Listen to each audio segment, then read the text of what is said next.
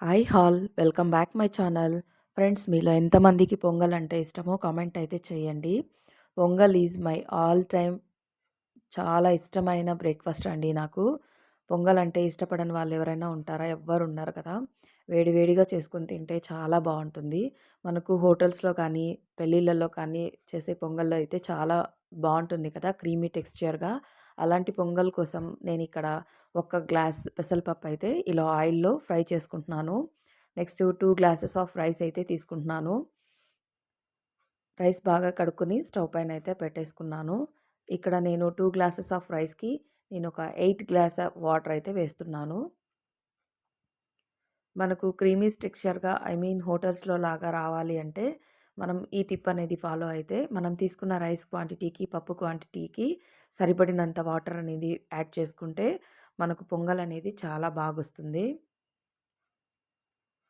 వేడి వేడిగా తింటే పొంగల్ అనేది చాలా చాలా బాగుంటుంది అసలు. ఇష్టపడని వాళ్ళంటూ ఎవ్వరు ఉండరండి. ఇప్పుడు నేను వేయించి పెట్టుకున్న పెసరపప్పును కూడా యాడ్ చేస్తున్నాను. పెసరపప్పు వేయించి వేయడం వల్ల అది పెసరపప్పులో ఒక జిగురు అనేది ఉంటుంది కదా, అలా లేకుండా చాలా బాగుంటుందన్నమాట. పచ్చి వాసన లేకుండా చాలా బాగుంటుంది. ఒకసారి కలిపేసుకుని కుక్కర్ లిడ్ అయితే క్లోజ్ చేసుకుంటున్నాను. ఇక్కడ ఒక 2 విజిల్స్ అయితే పెట్టుకుంటే సరిపోతుంది.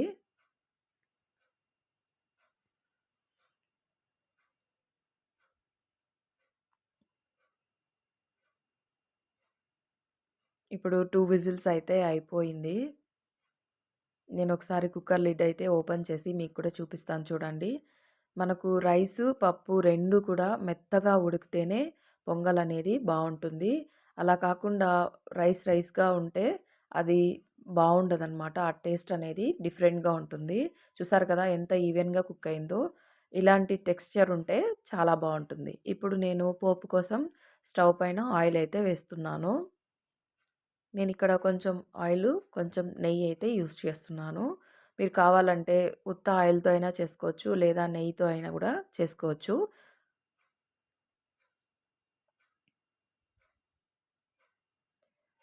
నెక్స్ట్ నేనిక్కడ పోపు కోసము జీలకర్ర 1 స్పూన్, మిరియాలు, పచ్చిశనగపప్పు వేసుకొని కొంచెం ఫ్రై చేసుకున్న తర్వాత పచ్చిమిర్చి 2 వేస్తున్నాను. అలాగే తెల్లగడ్డలు సన్నగా కట్ చేసుకున్నాను, అది కూడా వేస్తున్నాను. తర్వాత కరివేపాకు వేసి ఫ్రై చేస్తున్నాను. ఇవన్నీ మనం ఫ్రై చేసుకునేటప్పుడు సిమ్‌లో పెట్టుకోవాలి. అలాగే సన్నగా కట్ చేసుకున్న జీడిపప్పు కూడా యాడ్ చేస్తున్నాను. పొంగల్‌లో జీడిపప్పు అక్కడక్కడ మనకు టచ్ అయిన తిన్నప్పుడు చాలా బావుంటుంది. తర్వాత ఇంగువ కూడా వేస్తున్నాను. ఇవన్నీ వేసుకున్న తర్వాత కొంచెం సేపయితే ఫ్రై చేస్తున్నాను.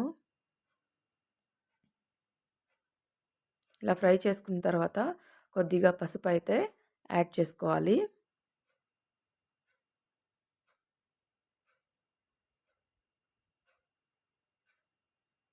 ఈ పొంగల్లు యాక్చువల్‌గా అయితే ఇంకొక మెథడ్ కూడా చేస్తారండి. మొత్తం ఒకేసారి పోపంతా పెట్టేసి మొత్తం అంతా కూడా రైసు, పప్పు వేసేసి ఒకేసారి కుక్కర్ కూడా పెట్టేయొచ్చు. అలా కూడా చేసుకోవచ్చు. బట్ ఈ మెథడ్ అయితే చాలా ఈజీగా చేసుకోవచ్చు. మనకు కన్సిస్టెన్సీ అనేది కూడా చాలా బాగా కుదురుతుంది ఈ మెథడ్‌లో. ఇప్పుడు మనం వేయించి పెట్టుకున్న పోపంతా కూడా ఇప్పుడు పప్పులోకైతే వేసేసుకొని ఒక్కసారి ఈవెన్‌గా అయితే కలుపుకోవాలి. మనకు సాల్ట్ కానీ ఏదైనా సరిపోలేదంటే ఇప్పుడు ఈ ప్లేస్‌లో మనము ఒక్కొక్కసారి సాల్ట్ అనేది మనకు సరిపోలేదంటే యాడ్ చేసుకుంటే సరిపోతుంది. చూస్తున్నారు కదా, నాకైతే ఈవెన్‌గా అయితే కుక్ అయిపోయింది. అంటే వాటర్ కంటెంట్ కానీ అలా ఏదన్నా కూడా మనకు కొంచెం వాటర్ అనేది తగ్గినట్లు అనిపిచ్చింది అంటే పక్కన మనం కొద్దిగా వేడి నీళ్ళు పెట్టుకొని వాటర్ మిక్స్ చేసుకుంటే సరిపోతుంది. బట్ నాకైతే కరెక్ట్‌గా అయితే సరిపోయింది. నేనిక్కడ ఒక హాఫ్ లెమన్ అయితే వేస్తున్నాను. చాలామంది ఉప్మాలో లెమన్ వేసి తింటారు కదా, అలాగే పొంగల్‌లో కూడా లెమన్ టేస్ట్ అనేది చాలా బావుంటుందండి. ఈసారి చేసుకున్నప్పుడు ట్రై చేసి చూడండి, చాలా బావుంటుంది. అంటే మనం దింపేటప్పుడు వేసుకోవాలి. అలాగే నెక్స్ట్ పచ్చి కొబ్బరి కూడా వేస్తున్నాను. ఇది కూడా చాలా బావుంటుంది. మీకు పచ్చి కొబ్బరి నచ్చదన్నప్పుడు స్కిప్ చేసేయొచ్చు.